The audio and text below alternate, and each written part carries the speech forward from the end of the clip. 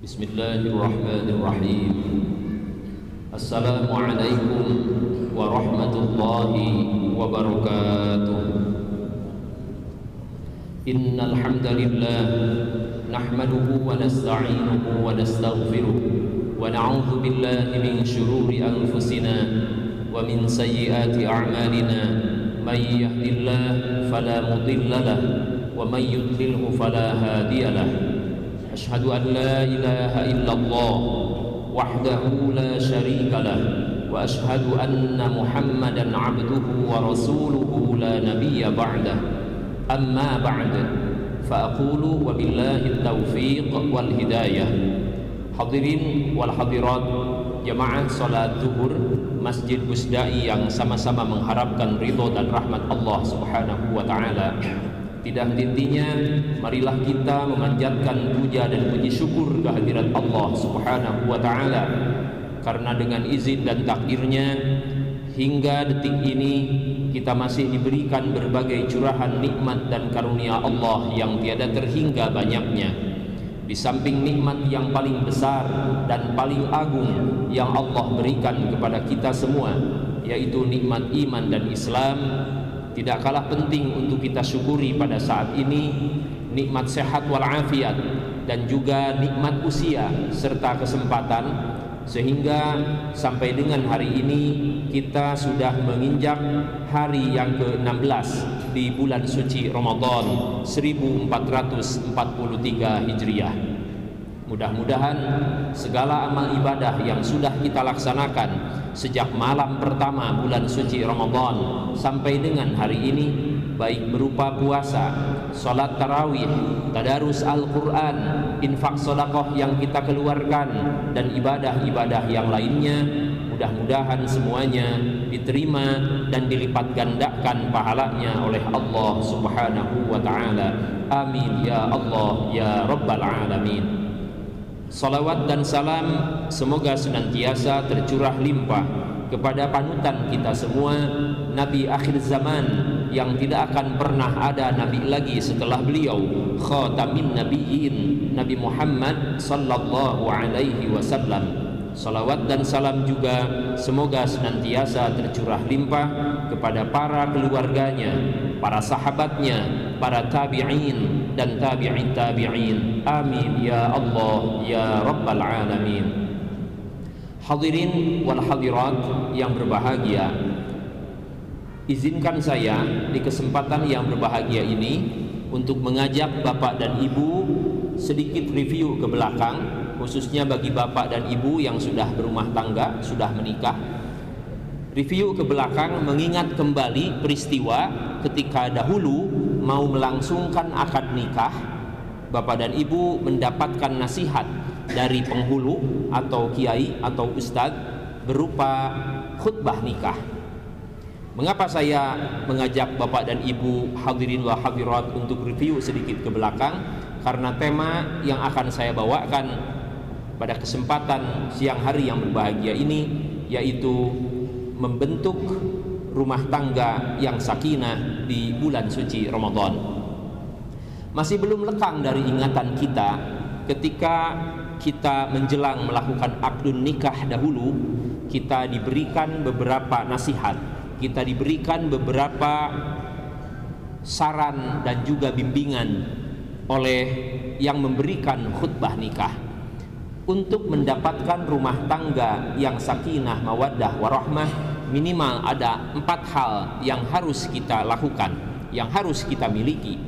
Yang pertama, dasari rumah tangga kita dengan bekal yang paling baik di hadapan Allah Subhanahu wa ta'ala, yaitu bekal takwa. Sebagaimana Allah nyatakan dalam Al-Quran surah Al-Baqarah ayat 197 yang berbunyi demikian: A'udzu billahi minasyaitonir rajim wa tazawwadu fa inna khairaz zadit taqwa. Dan berbekallah kamu sekalian, sesungguhnya sebaik-baik bekal adalah takwa. Sebegitu besar hikmah apabila seseorang mampu menjalankan ketakwaan atau mendasari rumah tangganya dengan ketakwaan kepada Allah Subhanahu wa taala. Kenapa? Karena Allah Subhanahu wa taala menyatakan dalam ayat yang lain, surah At-Talaq ayat 2 dan ayat 3, Allah menyatakan, "Wa may yattaqillaha yaj'al lahu makhraja."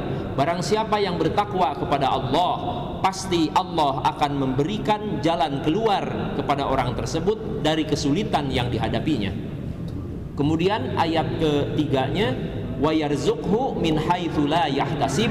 Kemudian Allah akan memberikan rizki kepada orang tersebut dari arah yang tidak disangka-sangka.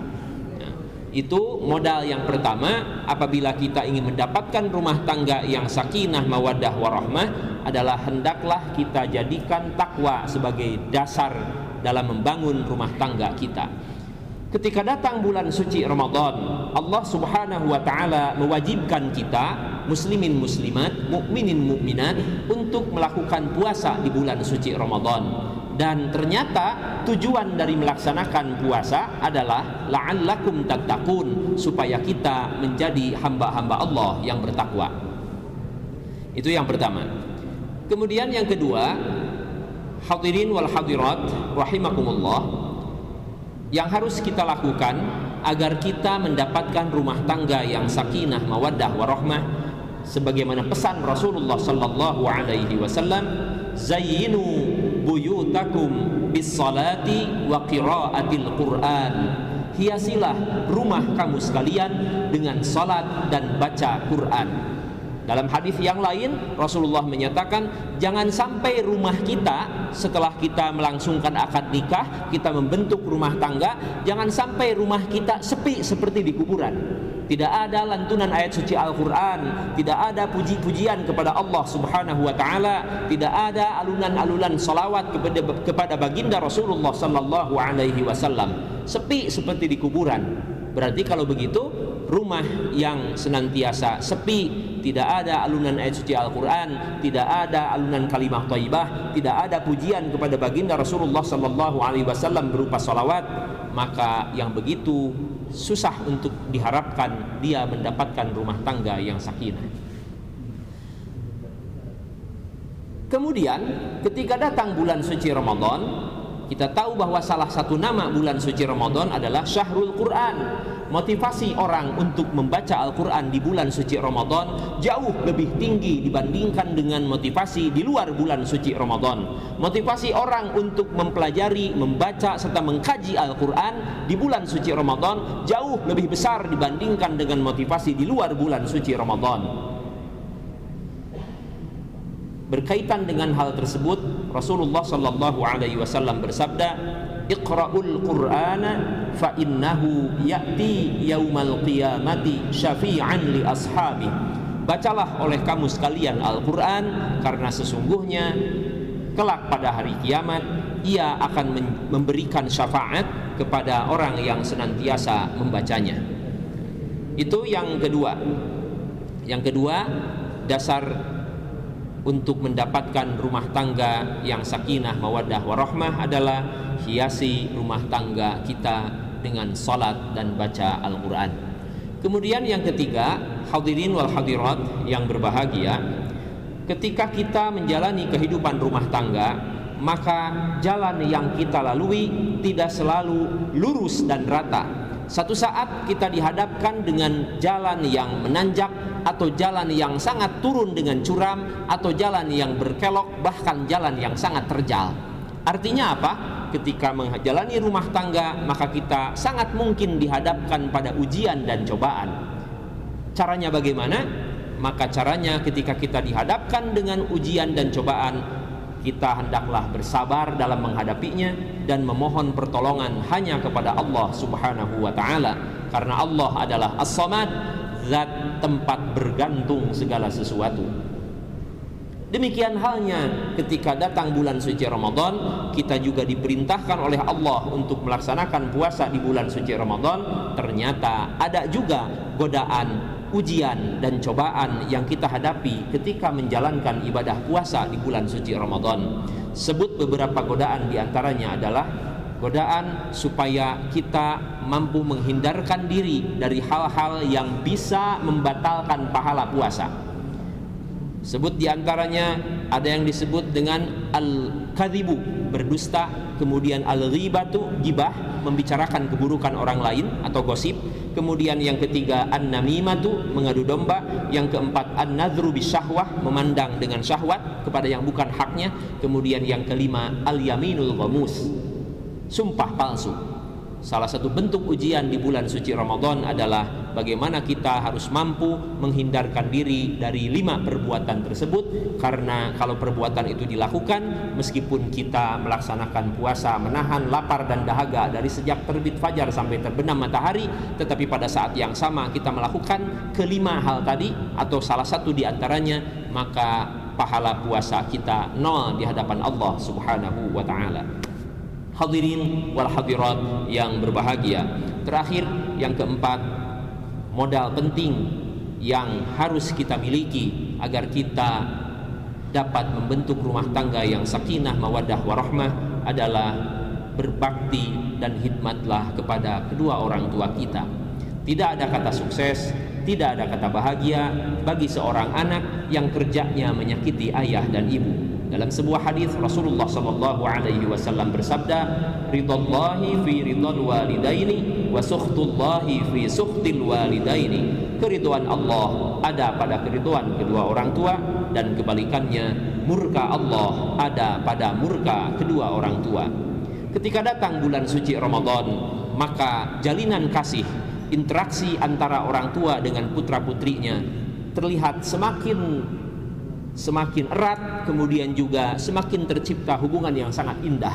Betapa tidak di bulan suci Ramadan ada tradisi-tradisi yang sangat baik untuk kembali merajut tali rumah tangga dan juga interaksi yang baik di antara keluarga. Ada tradisi sahur bersama, makan sahur bersama, kemudian ada tradisi buka puasa bersama dalam satu keluarga, maka itu meningkatkan cinta dan kasih sayang di antara anggota keluarga, termasuk kita sebagai putra-putrinya berkhidmat dan berbakti kepada kedua orang tua kita. Mudah-mudahan 4 hal ini bisa kita lakukan dalam kehidupan keseharian kita, termasuk di bulan suci Ramadan yang penuh berkah ini, sehingga kita menjadi hamba-hamba Allah yang dapat membentuk rumah tangga yang sakinah, mawaddah, warahmah. Amin ya Allah ya Rabbal Alamin. Demikian renungan singkat yang dapat saya sampaikan di kesempatan yang berbahagia ini. Terima kasih atas segala perhatian, mohon maaf atas segala kekurangan. Wabillahi taufiq wal hidayah. Wassalamualaikum warahmatullahi wabarakatuh.